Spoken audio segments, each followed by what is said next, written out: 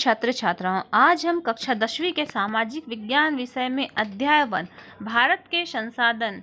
तो भारत के संसाधन के वीडियो आपको बहुत पहले डाले जा चुके हैं, लेकिन कुछ मैसेज आया था कि इसके प्रश्न उत्तर डाले जाएं। तो इसके प्रश्न उत्तर देखिए, आपको लगातार पूरे प्रश्न उत्तर मिल जाएंगे इस वीडियो में। देखिए, कौन सा कारक मृदा के निर्माण में सहयोग नहीं करता? इसका आंसर आएगा पानी का इकट्ठा होना। आंध्र प्रदेश और उड़ीसा के डेल्टा क्षेत्र में गंगा के मैदान में सामान्यतः कौन सी मिट्टी पाई जाती है? तो जलोढ़ मिट्टी पाई जाती है। मृदा संरक्षण के लिए समोच्च रेखाबंध बनाने की विधि प्राय किस क्षेत्र में उपयोग में लाई जाती है? तो ये आएगा पहाड़ी क्षेत्र। फिर मानव सर्वाधिक उपयोग करता है, तो मानव सर्वाधिक कौन से जल का उपयोग करता है? भौम्य जल का उपयोग करता है। केवलादेव घाना पक्षी विहार कहाँ स्थित है? तो केवलादेव राजस्थान में स्थित है। इसी प्रकार से देखिए रिक्त स्थान, तो संयुक्त वन प्रबंधन व्यवस्था में खालिस्तान का महत्वपूर्ण स्थान है, तो वन सुरक्षा समिति का महत्वपूर्ण स्थान है। सामाजिक वानिकी योजना को खालिस्तान से सहायता मिलती है, तो वित्तीय सामाजिक वानिकी योजना को विश्व बैंक से सहायता मिलती है। वन अग्नि नियंत्रण परियोजना खालिस्तान के सहयोग से संचालित है, तो यूएनडीपी के सहयोग से संचालित है। और वन्य जीवों की सुरक्षा और संरक्षण हेतु खालिस्तान की स्थापना की गई है, तो राष्ट्रीय उद्यान और अभ्यारण्यों की स्थापना की गई है। अब देखिए सही जोड़ी, तो कार्बेट राष्ट्रीय उद्यान कहाँ है? तो कार्बेट राष्ट्रीय उद्यान उत्तराखंड में है। दच्चीग्राम राष्ट्रीय उद्यान कहाँ है? दच्चीग्राम राष्ट्रीय उद्यान जम्मू कश्मीर में है। मानस राष्ट्रीय उद्यान असम में है। पेरियार राष्ट्रीय उद्यान केरल में है। और वन्य अग्नि नियंत्रण परियोजना चंद्रपुर में है। इसी प्रकार से देखिए प्रश्न उत्तर, मृदा अपरदन से क्या तात्पर्य है?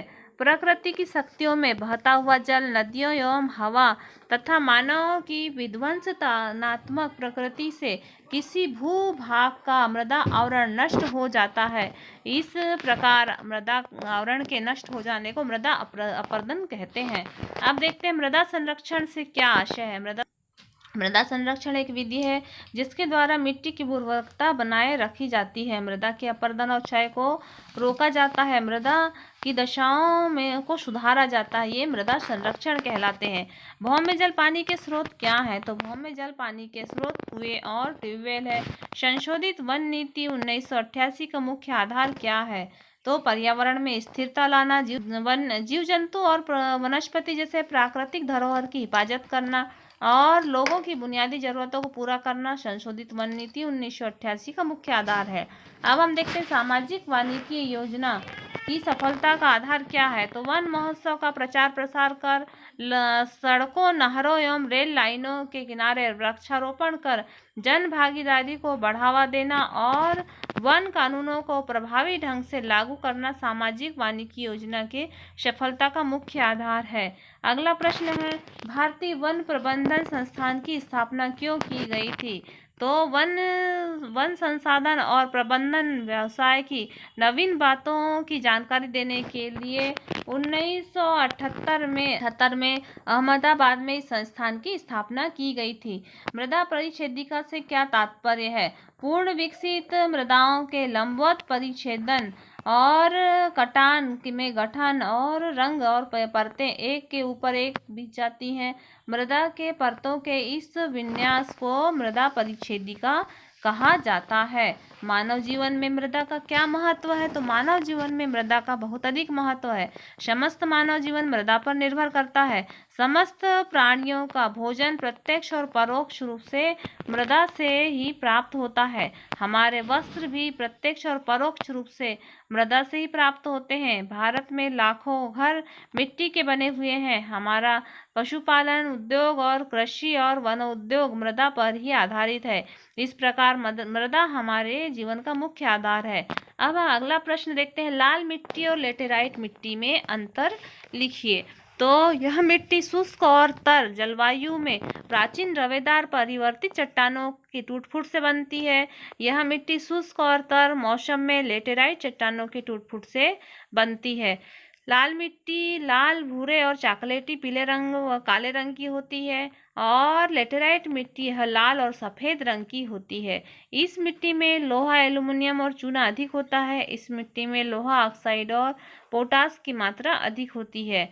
लाल मिट्टी में बाजरे की फसल अच्छी होती है और लेटेराइट मिट्टी में चावल, कपास, गेहूँ, दाल और मोटे अनाज, सिनकोना, चाय और कहवा आदि की फसल अच्छे से होती है। तो इस प्रकार से आपने लाल मिट्टी और लेटेराइट मिट्टी में अंतर को जाना। अब हम देखते हैं कि अगला प्रश्न है, जल संरक्षण के प्रमुख उपाय बताइए। तो जल संरक्षण के प्रमुख उपाय निम्नलिखित हैं। वर्षा के जल का संग्रह कर उसके प्रवाह को रोकना, छोटे बड़े सभी नदी जल संभरों को वैज्ञानिक प्रबंधन करना और जल को प्रदूषण से बचाना। वर्षा जल का संग्रह क्यों जरूरी है? तो पीने योग्य जल की कमी और गत कई वर्षों से महसूस की जा रही है कि जबकि वर्षा का अधिकांश पीने योग्य जल नदियों आदि के द्वारा समुद्रों में मिलकर पीने योग्य नहीं रह जाता, अतः पीने योग्य पानी की कमी को दूर करने के लिए वर्षा के जल का संग्रह जरूरी है। वनों का संरक्षण क्यों आवश्यक है? वन प्रकृति की अमूल्य देन है जो हमारे लिए अति महत्वपूर्ण प्राकृतिक संसाधन है। वनों से हम ऑक्सीजन, पानी, भोजन, स्वास्थ्य और स्वच्छ और हितकर जलवायु और भूक्षरण को रोकने की क्षमता और लकड़ी आदि अन्य उपयोगी वस्तुएं प्राप्त करते हैं। अतः इन अमूल्य देनों के लिए वनों का संरक्षण आवश्यक है। वन आधारित उद्योगों का उल्लेख कीजिए। वन आधारित प्रमुख उद्योग हैं कागज उद्योग, दियाशलाई उद्योग, लाख उद्योग, मोम उत्पादक उद्योग और चमड़ा उद्योग, तेल और औषधि उद्योग और अन्य उद्योग। फिर अगला क्वेश्चन आता है, वन जलवायु को कैसे नियंत्रित करते हैं? वन ठंडी वायु के प्रभाव को रोकते हैं और गर्म और तेज हवाओं के प्रभाव को भी कम करते हैं। वन अपने क्षेत्र में वर्षा के होने में भी सहायक होते हैं, जिससे वन क्षेत्र की जलवायु समशीतोष्ण और पर्याप्त वर्षा वाली बन जाती है। फिर देखिए अगला क्वेश्चन है, प्रश्न दिसंबर 1988 की वन नीति की प्रमुख विशेषताएं लिखिए। तो दिसंबर 1988 की वन नीति की प्रमुख विशेषता निम्नलिखित है।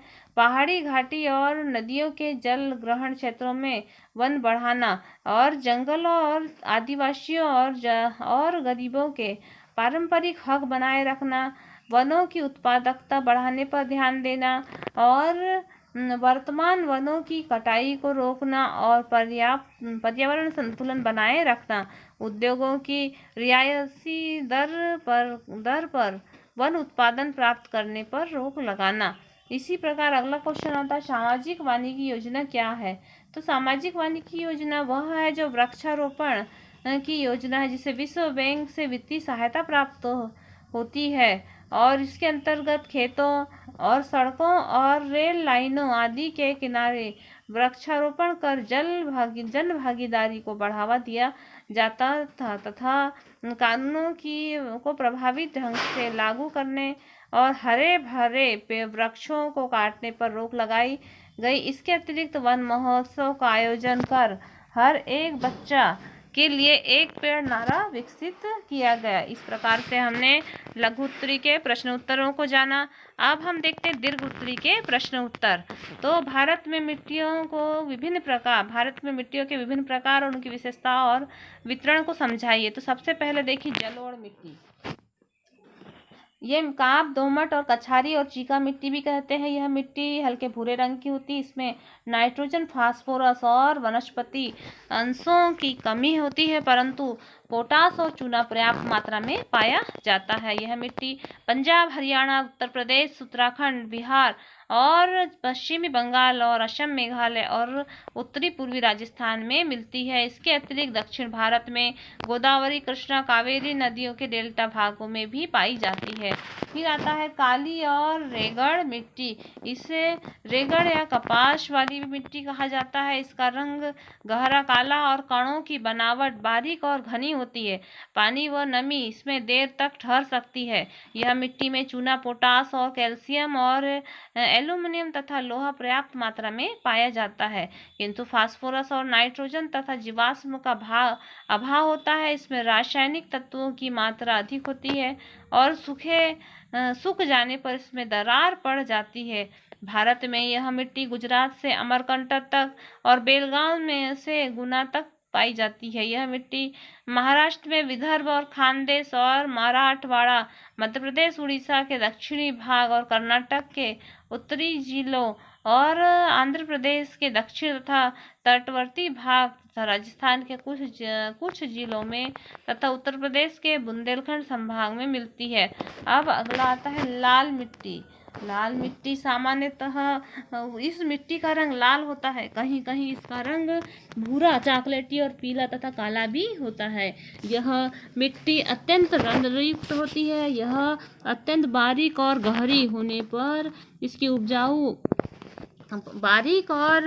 यह अत्यंत बारीक तथा गहरी होने पर ही उपजाऊ होती है। इसमें लोहा और एल्यूमिनियम और चूना पत्थर अत्यधिक मात्रा में पाया जाता है। फिर यह मिट्टी उत्तर प्रदेश के बुंदेलखंड से लेकर दक्षिण के प्रायद्वीप तक फैली होती है। यह मध्य प्रदेश, झारखंड और पश्चिमी बंगाल, मेघालय, नागालैंड, उत्तर प्रदेश, राजस्थान और तमिलनाडु तथा महाराष्ट्र में मिलती है। अब आता है लेटेराइट मिट्टी। यह मिट्टी चूना, फास्फोरस और पोटास कम मिलता है, परंतु वनस्पति का अंश अधिक मिलता है। गहरे लेटेराइट मिट्टी में लोहा ऑक्साइड और पोटाश की मात्रा अधिक पाई जाती है और ये 3 प्रकार की होती है: गहरी लेटेराइट, सफ़ेद लेटेराइट और भूगर्भिक लाल जल वाली लेटेराइट। फिर देखिए मरुस्थली मिट्टी और पर्वतीय मिट्टी, ये मिट्टियों के प्रकार हुए। अब हम देखते हैं मृदा अपरदन के कारण और संरक्षण के प्रमुख तरीकों की व्याख्या। तो मृदा अपरदन के कारण निम्नलिखित है। देश में वनों की कटाई अंधाधुंध तरीके से की जा रही है और वनस्पति विहीन नरम मृदा पर वर्षा का जल तेजी से बहने के कारण वर्षा का जल तेजी से बहने के कारण मृदा का अपरदन अधिक होता है। भारत में उत्पादित कृषि भूमि पर पशुओं के अनियमित तथा अनियंत्रित चराई की जाती है, जिससे पशुओं के खुरों आदि के द्वारा मृदा का अपरदन होता है। भारत में आज भी कृषि योग्य भूमि का एक बड़ा भाग आदिवासियों के नियंत्रण में है, जहां वे झूमी कृषि कर मृदा अपरदन को बढ़ावा देते हैं। वनस्पति विहीन नरम मृदा पर जल के साथ साथ तीव्र बहने वाले वायु द्वारा भी अपरदन होता है।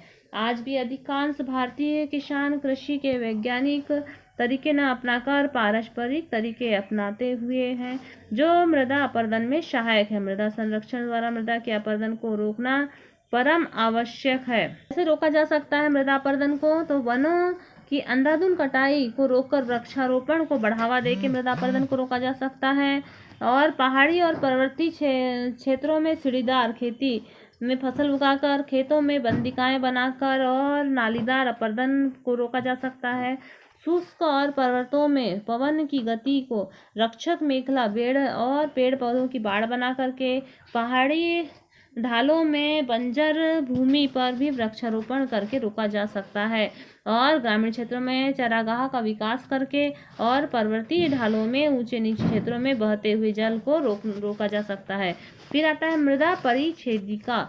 तो ये मृदा परिच्छेदिका अपने पाठ्यपुस्तक में भी दिया हुआ है पूरा इसका, आप पाठ्यपुस्तक से भी इसका चित्र और इसको नोट कर सकते हो। तो मृदा परिच्छेदिका पूर्ण विकसित मृदाओं के लंबवत परिच्छेदन में और गठन में रंग और परतें एक के ऊपर एक बिछी होती है। मृदा के परतों के विन्यास को मृदा परिच्छेदिका कहते हैं। ऊपरी परत को ऊपरी मृदा, दूसरी परत को उप मृदा और तीसरी परत को अपक्षयी मृदा कहा जाता है। चौथी मूल चट्टानें होती है, जो कि चित्र में आपको दिख रही हैं। इसी प्रकार से देखते हैं जल संसाधन के प्रमुख स्रोत। तो पृष्ठीय जल, नदियों, झीलों तथा बड़े बड़े तालाबों का जल पृष्ठीय जल कहलाता है। पृष्ठीय जल के प्रमुख स्रोत नदियां, झीलें और तालाब आदि हैं। भारत में नदियों और सहायक नदियों के हर भाग में पाई जाती है। भौम्य जल, वर्षा जल का कुछ भाग भूमि द्वारा सोख लिया जाता है। इसका 60% ही मिट्टी के ऊपर सतह पर पहुंच पाता है। शेष सूखा हुआ जल धरातल के नीचे अभेद्य चट्टानों में पहुंचकर एकत्रित हो जाता है, जो ट्यूबवेल और कुएं द्वारा धरातल पर आता है। फिर वायुमंडलीय जल, जब यह जल वाष्प द्वारा वायुमंडल में उपस्थित रहता है जो संघनित होकर हमें वर्षा के रूप में प्राप्त होता है। महासागरीय जल, हमारे देश के पश्चिम में अरब सागर, पूर्व में बंगाल की खाड़ी तथा दक्षिण में हिंद महासागर है। मानव जीवन में जल का महत्व, पृथ्वी पर जीवन का आधार जल ही है। मनुष्य के शरीर में कितने प्रतिशत? 70% जल पाया जाता है। इससे हमारी मूलभूत आवश्यकताओं की पूर्ति होती है और कृषि और उत्पादन में इसका कृषि और वनस्पति उत्पादन में इसका योगदान महत्वपूर्ण है। जल के प्रयोग देखिए, पीने, सिंचाई, जल विद्युत उत्पादन और उद्योग और जल परिवहन, मत्स्य उत्पादन, पढ़ा और सफाई और भोजन और मनोरंजन आदि में इसका उपयोग किया जाता है। जल संरक्षण क्यों आवश्यक है, इसके उपाय बताइए। तो जल संरक्षण, जल प्रकृति अमूल्य, जल प्रकृति प्रदत्त एक अमूल्य संपदा है।